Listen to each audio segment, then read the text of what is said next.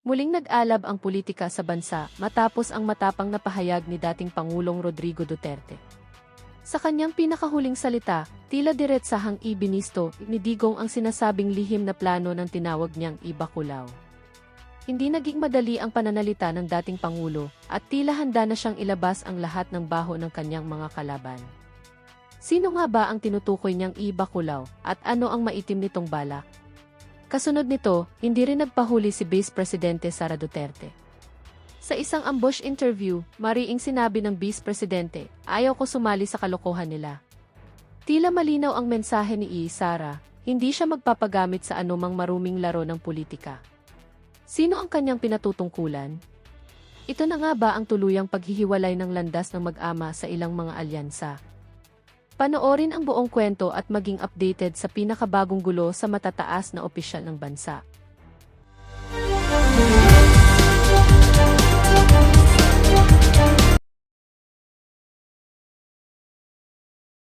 Paglabas ng kanyang warrant. Gusto na niya sumuko eh.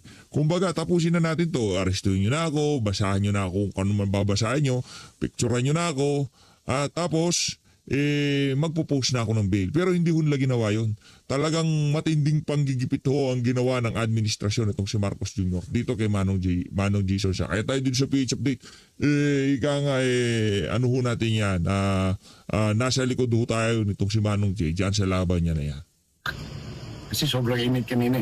I am scheduled for a medical check-up on Wednesday. Nagaling ho yan. Kaya lang naman siya pinahihirapan kasi medyo matabil ang kanya. Hindi, matalas yung mga bitaw niya sa social media.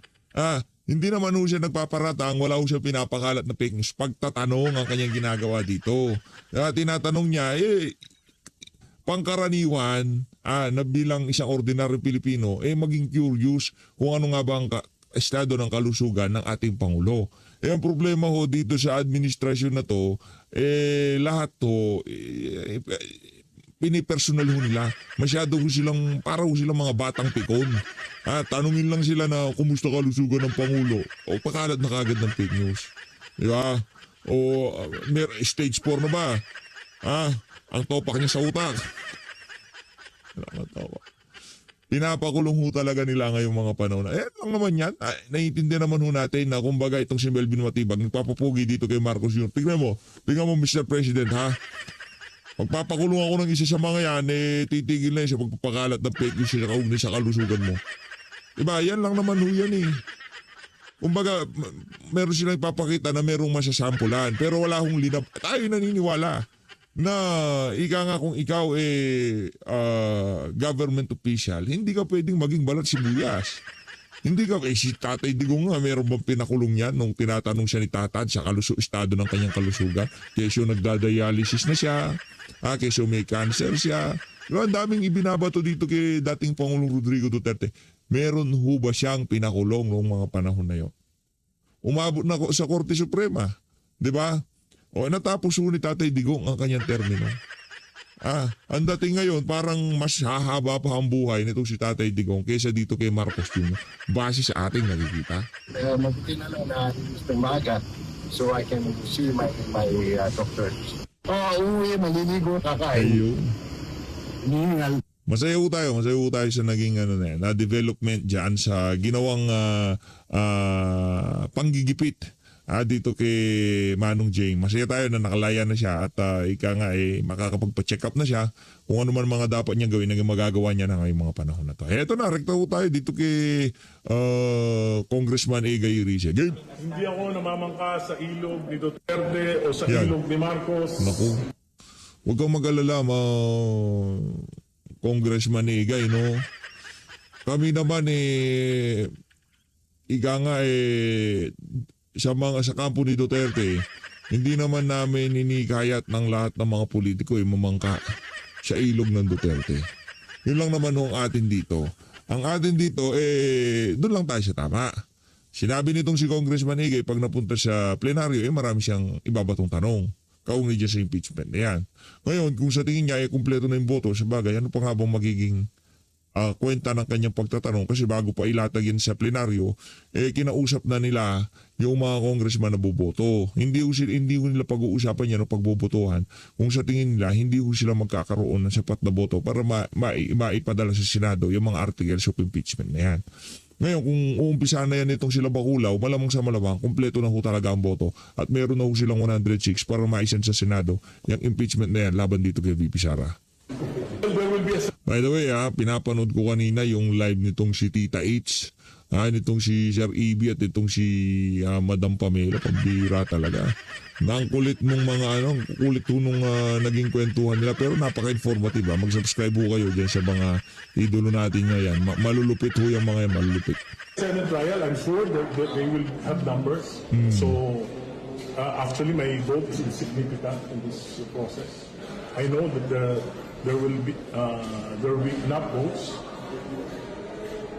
Kompleto na. I prayed for wisdom and my wisdom is not Kumbaga umasa kami.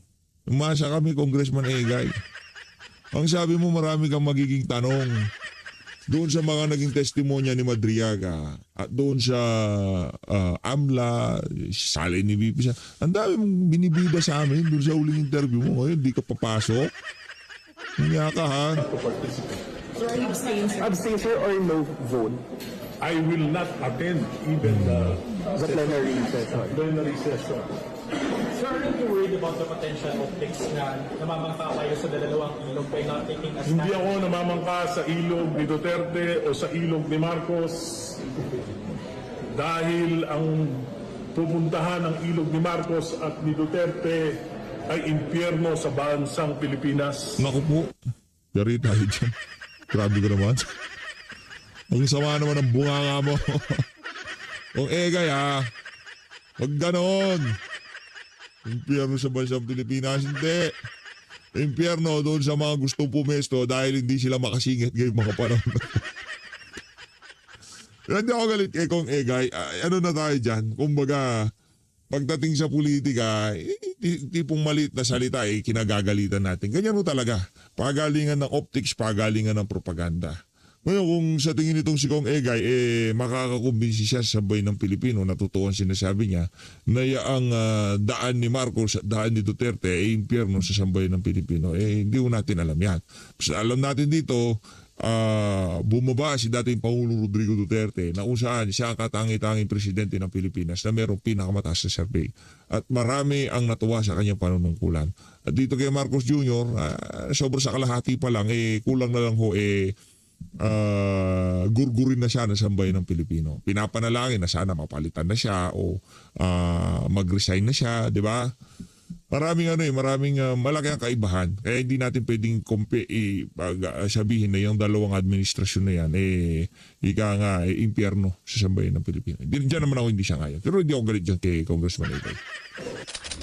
Ay, naku.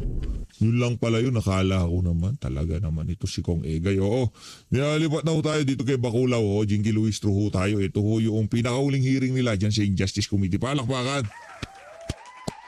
Sa wakas, natapos din ho ang pinakaabangan ng sambayan ng Pilipino. Kasi ang ating mga kababayan, inaabangan ho yan. Kasi napakalaking abala ho, napakaraming pera na sasayang, oras ng mga congressman, resources ng House of Representatives, diba?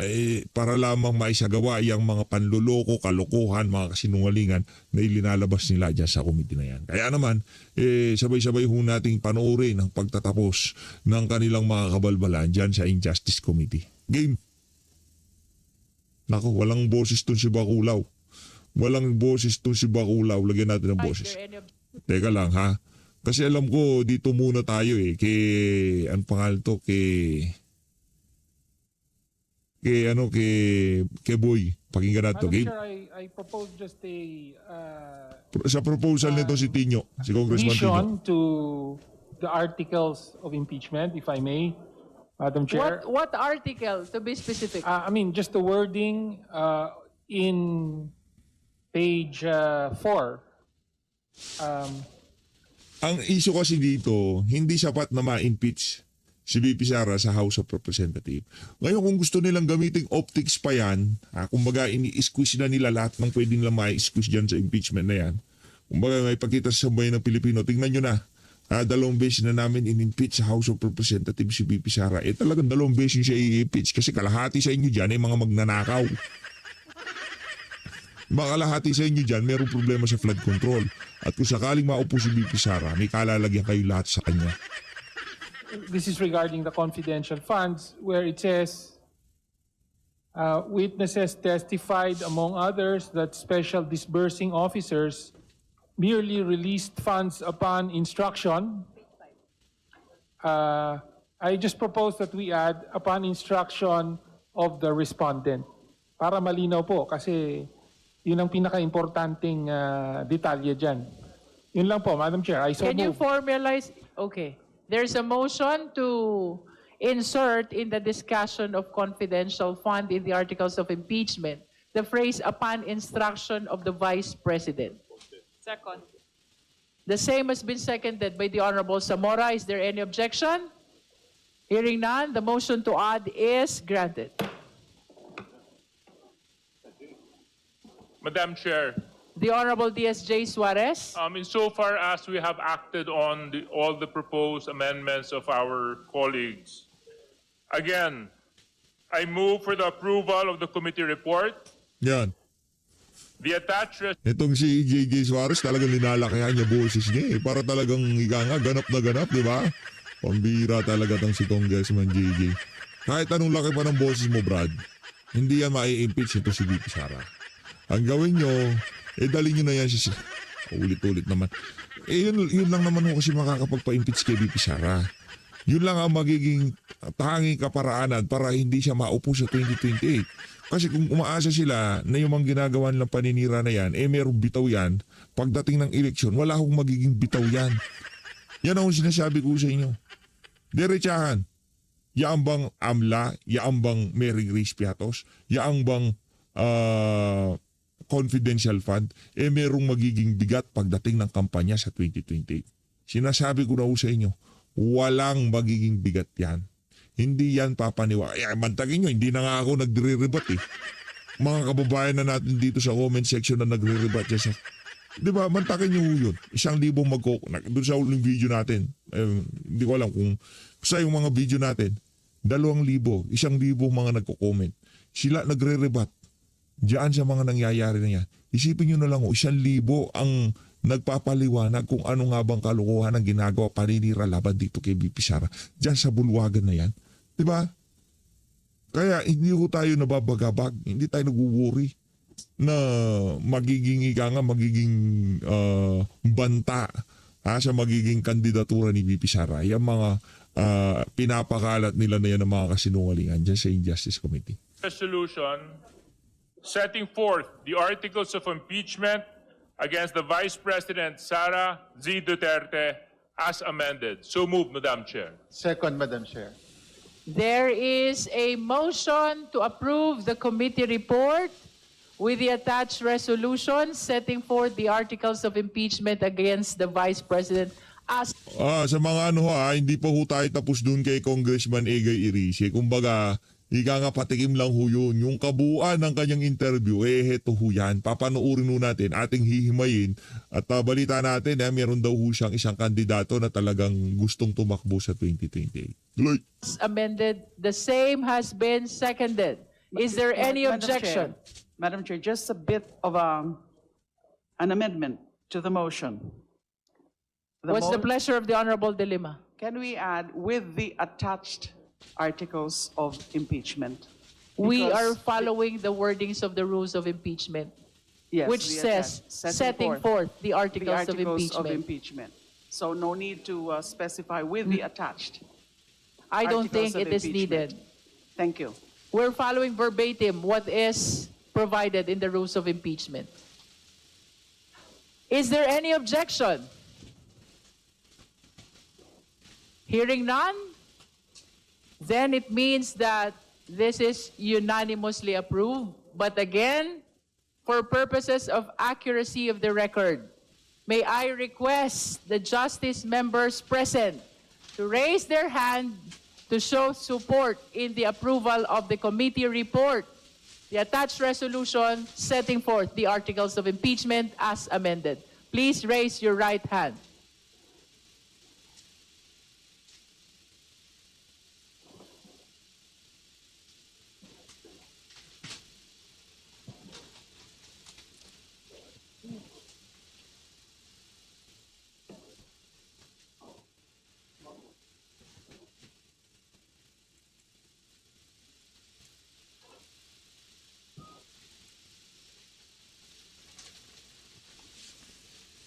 Yun ang daming kamay.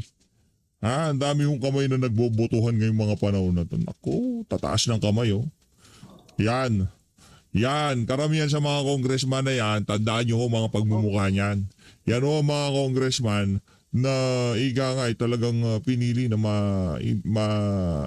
trabahuhin itong si VP Sara. Imbis na trabahuhin yung mga importante problema natin na kailangan ma-resolve ngayong mga panahon na to. Kita nyo naman kung sino-sino yung mga yan. Hindi pa ba tapos si Committee Secretariat? Okay. And then, the chair therefore declares the motion unanimously approved. Ayun na mga kababayan, unanimously approved. Nagtawo tayo dito sa ambush interview na to kay Congressman Egay Resegel. Wala na naman boses. Well, I do not believe that this Congress possesses the moral ascendancy nor the sincerity to claim that this impeachment process is truly in pursuit of our constitutional mandate Yan. to uphold Panatan mo, accountability. Congressman Egay. Why? Simple. Bakit? We cannot claim to be the vanguard of the Constitution when for almost 39 years we have deliberately ignored one of its clear mandates, the enactment of the enabling law against political dynasties. We invoke the Constitution only when it is convenient to our self-interest or political survival. Yeah. Second, the process beginning as early as the 19th Congress is already tainted. It is marred by the backdrop of billions in allocations for infrastructure and ayuda programs such as IX, AKAP, and many more. To many, this raises serious doubt. Is this about accountability or is this about political leverage? Let us not pretend what we are witnessing is not a principled process, but a bitter conflict between former allies, a struggle for supremacy between political dynasties. This is no longer about the truth. This is about power. I refuse to be part of a political spectacle that brings no real benefit to the Filipino people, especially the millions who continue to suffer. Habang ang mga Pilipino ay nahahati, DDS, Pinglawan, Dilawan, loyalista, nag-aaway, nag-iinsultuhan, nagkakanya-kanya, ano ba talaga ang pinaglalaban? Ang pinaglalaban ho natin dito, kung hindi alam nitong si Congressman Egay Iris, ang pinaglalaban ho natin dito, yung ating prinsipyo, yung ating pananindigan, yung ating nakita na meron pang pag-asa, yung ating na-experience noong panahon itong si dating Pangulong Rodrigo Duterte, na noong mga panahon na yun, talagang nakita ho natin na meron pang pag-asa. Yung kasi mga Talyanista Tensemada, yung mga bayarang vlogger ng admin, hindi ko lang kung ano pinaglalaban nila. Siguro yung monthly allowance sila na galing doon sa mga maleta. Diba? Sigurado ko tayo dyan. Yung mga Talyanista Tensemada, malamang sa malamang, balita ho natin, isang bagsak sa mga yan, 1,000,000 milyon kada buwan. Ganun ho katindi mga kababayan. Ganon katindi ang kanilang bigayan. Ang problema dito, galing sa yun nga lang, galing sa maleta. Diba? Hindi galing sa malinis na kaparaanan. Alam nga na maglalabas ng pera yung mga principal nila, di ba? Alam nga namang, ito galing mismo to sa bulsa ko, pera ko to, galing sa bangko ko to, ibibigay ko sa'yo. Imposible ho yun. Di ba? Kung yung mga gagamitin lang pambayad sa mga congressman na boboto in favor sa impeachment ni Pepe Sara, doon din ho galing yung pera na ipambabayad sa mga yan. Galing doon sa mga anomalyang flood control. Ika nga na budget na ho nila yan. Noong palang 2023, pinaghandaan ho nila lahat. Ika nga mga contingency plan. Kung meron sila mga contingency budget, meron ho sila mga contingency plan. Paano kung pumalpak yung unang impeachment? Meron pa tayong pangalawa. Pero pagkatapos ng pangalawa na to, sorry na lang, sa 2027 wala na hong impeachment na mangyayari dyan. Bayan ba o kapangyarihan? Yan. Hindi na ito unity. Yan. Ito ay uni-away. Nako, Ito ay uni-nakaw. ayo. This is not about accountability. Yan. This is about partisan politics. This is about destroying your enemies. Using instrumentalities of government like the NBI, the AMLAC, the COA, to persecute a political opponent. Nakakatakot po ito.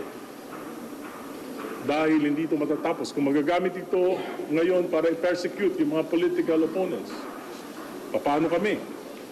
Na opponent din naman ng administrasyon na ito. Bakit? Ayaw mo bang maranasan yung nararanasan ngayon itong si former Congressman Mike Defensor? Di mo ba kaya yun? Wala ka, Brad. Yun talaga, matindi pinagdadaanan nitong si Kong Mike ngayon. Diba? Talagang pamilya, business, lahat to, trinabaho ng administrasyon. Kaya pagka naging senador yan, mga walang yatong mga to, may kalalagyan kayo dyan kay Kong This Mike. is not about evidence. Imagine, pinagtsagaan yung kalokohan ni Madriaga. Nako. Madriaga is a hoax. This is about bias. This is not for the Filipino people. This is about the survival of politicians on both sides. I refuse to be part of this. At sa aking panawagan sa sambayan ng Pilipino, kung nais nyo na maayos ng gobyerno, magsimula tayo sa ating sarili, Yan. mag-isip tayo, huwag tayo magpapauto Tama. sa mga optics, sa mga narratives, sa mga kwento. Sapagkat anuman ang maging resulta ng impeachment na ito, ma-impeach man, ma-convict si Sara o hindi, talo ang bayan. Talo ang tao. Sino panalo? Kaya para wala na lang problema, itigil na yung impeachment na yan. Diba? Wala tayong problema. Ngayon, kung ayaw talagang tigil yung impeachment na yan, talo ho talaga ang sambayan ng Pilipino dyan. Yan ang ating sigurado. Diba, Kong Egay? Sir, so you disagree with your Liberal Party mate, Congresswoman Leila de Lima, sa pagpapanagot po kay VP Sara? I disagree in participating in this process as a whole. Kaya nga hindi na ako dumalo ng anumang process sapagkat tatandaan ko nung si Ninoy Aquino pinagbibintangan noon ng Marcos na may kinalaman sa mga NPA. Wala ba? Ng kangaroo court. Okay ko. Talagay ko, ganito rin yun. Sir, what does the Liberal Party say about your stand? Well, we are liberal. Marami sa amin, nung impeachment ni President Marcos, bumoto ng impeachment laban sa kanya, marami rin hindi. Nakipag-usap po ba kayo sa ibang LP congressmen katulad ni Kong Len? Hindi po nagpapatawag ng pulong ang Liberal Party tungkol dito. Kaya ang ibig po sabihin niyan ay maliwanag na may karapatan kami for conscience vote. Pero sa mga miyembro po ng LP dito sa Kamara, kayo lang po ba yung may ganyan stand? Hindi ko po alam, hindi nga kami nag-uusap. Sir, but do you in effect accuse Congresswoman Leila de Lima of taking part in the politicking given how sharply worded your statement is? Yeah, you mentioned it in your speech, sir. Well, whatever it is my stand. Kahit na sino ang tamaan, kung sino yung bato-bato sa langit, tamaan, huwag magalit. Yan. Sir, may hard joking. Bato-bato sa langit, ang tamaan, mga siraulo't adik. Yun. For example, yung COA notice of disallowance. It was, the COA notice of disallowance is not final. And it's not final. It can be appealed in the Supreme Court, in the courts. Pero alam nyo, lumabas yun, wala pang araw kopya ang Office of the Vice President. How about the AMLAC report, sir? AMLAC report, it's an agreement, it's not conclusive. I don't think that ang tingin ko lang, medyo, kung ako lang yung honest opinion ko, ang medyo pwede lang ang tingnan doon yung non-disclosure ng cash asset. Yun lang. You will not participate, sir. Maliban doon, wala na. Anak ng tawa pagka pala napaliwanag ni VP Sara yung kanyang undisclosed na asset tapos na usapan. Yung AMLA, Madriaga, confidential fund, puro basura. Anak ng tawa. Smoking gun daw Pambihira. I will not dignify the committee dahil tingin ko hindi naman talaga accountability ang purpose. Sir, how about the SALN na wala po siyang bank deposits? Yun na nga. Sa tingin ko, yun ang pinaka. Pero just the same, nakita ko nga na weaponize lahat ng. Pero yung sa akin, declaration, yun ang pinaka... Sa tingin ko, yun ang pinaka dapat nasagutin. Yung ang kanilang napanood ko sa TV, ang sagot nila, it was aggregated in the others, di ba? So, isagutin nila yun. Pero sa tingin ko, na-weaponize. Na-weaponize yung mga government agencies. COA, AMLA, na-weaponize. Hindi, may criminal. Hindi, fantastic talaga yung, ewan ko tagal ko sa gobyerno nakita, yung incredible yung kanyang testimonies. If not impeachment po, how else can we ask for accountability from VP Sara? If not impeachment? Dito sa gobyerno na ito, hindi tayo makakahanap ng hustisya. Hindi tayo makakahanap ng hustisya sa gobyerno na ito.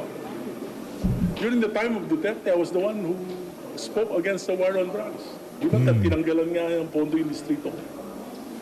Pero yung mga nagpa-persecute sa kanya ngayon, sa impeachment, sila yung mga rara boys. Rara boy. Ni Duterte, no? Congress, sa tingin niyo ba dapat panagot si VP Sara? Sir, does that disqualify them from turning a new leaf? Does it discredit them from filing kung meron naman ba sila? Yes. Kasi yung sinabi ko nga, Sir, they can turn a new leaf. Halimbawa, they change their mind. Or they realize they're wrong. kaya nga, ang sinabi ko, hindi ako naniniwala dun sa proseso na ginawa nila. May marangal na paghahabol. Ano po yung marangal na paghahabol? Ano sir yung marangal na paraan para sa inyo? Bilyon-bilyon yung nakita naman natin na sa flood control, nakita ko. Ayoko maging parte. So, I am not judging. Kay VP Sara, ano sir yung marangal na pagpapanagot kay VP Sara? Ano po yung way para mapanagot? Sinimulan ng mali.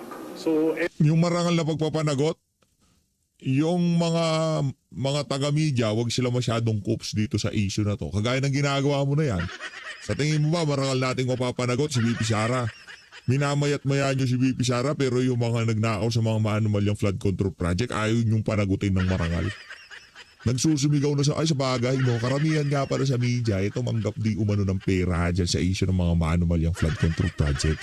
Doon sa mga mastermind na pinagbibintangan. Kaya nga pala, ngayong mga panahon na to, yung mga mainstream media, ang binabanatan lang si VP Sara. Kasi wala naman siyang pambayad dito sa mga prostitute na to. everything is Yun pala yun. from a fruit of a poison tree. Nako. Ano nga po yung tama na magpapanagot kay VP Sara? Well, after her term, pwedeng Mabulid. yes, Plunder, sir. anything. Bakit after? Parang hindi. Kasi political process talaga itong impeachment. Yung mga na-impeach before, naniniwala kayo hindi sila dapat na-impeach? Hindi, iba naman ang hindi naman ako nag-try noon Paano ko masasagot yun? Sira ulo talaga itong mga to. Impeachment process, yung Lalabo ng mga tanong. Kasi talaga, sir, yung impeachment. Political nga, pero walang ganitong usapan na bilong-bilong, mga alokasyon. Di ba? So, na-divert siya, na-divert. Kaya nga, yung impeachment ay sana mapapanagot natin yung mga may sala kung hindi ginagamitan ng... Parang ang nangyari para panagutin mo yung 125 million, nagnakaw ka ng 1 trillion. 1.3, 1.3? Oh, 1.3. Sir, you've mentioned billion po yung allocation. Meron kasing allegation from Congressman Paulo Duterte na yung kapalit daw nung pagboto sa impeachment ay yung strip away dun sa budget ng mga distrito. May naririnig din ba kayong Meron gano'n? bang Wala akong pakialam doon kasi wala naman lalapit sa akin dahil alam na nila yung paninindigan ko. Correct. Na hindi ako pwedeng sway. I will not be swayed by power, nor money, nor positions, nor fear or threat. Pero wala po. I will not be a pawn to anybody. Ay, naninindigan din kayo, sir, na hindi dapat mapanagot si VP Sara with this Congress. Papanagot siya sa tamang panahon sa ombudsman siguro after. It runs the risk of, kung sakaling meron ng pananagutan si VP Sara, it runs the risk of allowing her to run for president nang hindi niya pa nasasagot ng mga alleged. Well, there will be a Senate trial. I'm sure that they will have numbers. So, actually, my vote is insignificant in this process. I know that there will be enough votes. I prayed for wisdom, and my wisdom is not to Nagbilangan na ho participate. sila. Meron ng boto. Abstain, sir, or no vote? I will not attend even the plenary session. Sir, aren't you worried about the potential optics Merong bilang kung sila bakulaw. sa dalawang ilog by not taking a stand? Hindi ako namamangka sa ilog ni Duterte o sa ilog ni Marcos dahil ang pupuntahan ng ilog ni Marcos at ni Duterte ay impyerno sa bansang Pilipinas. Naku po, mabigat yan ha.